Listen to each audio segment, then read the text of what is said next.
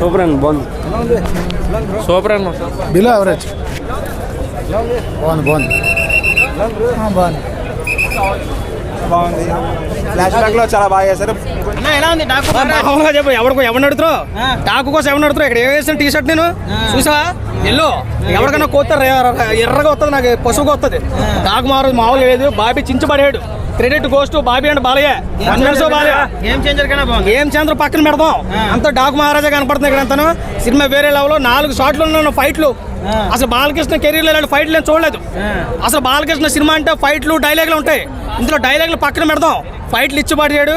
చాలా బాగుంది, extraordinary movie, super అన్నాక.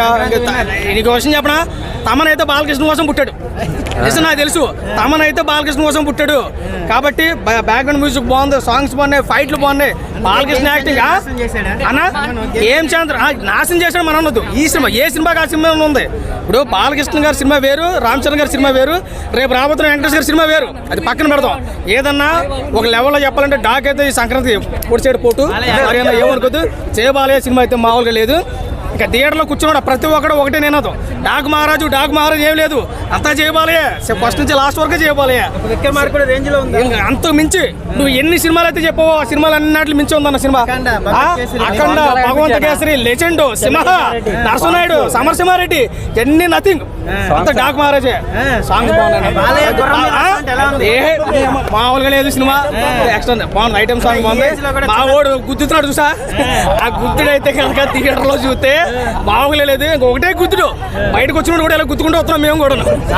సాంగ్స్ లో డబ్బుడు దిప్పుడు సాంగ్ చాలా బాగుంది. అన్న ఒక విషయం చెప్పనా, బాలకృష్ణ గారు చిరంజీవి గారితో పోటీ పడ్డారు, ఇప్పుడు రామ్ చరణ్ గారితో పోటీ పడ్డారు. రేపు రామ్ చరణ్ గారి కొడుకు పుడితే కూడా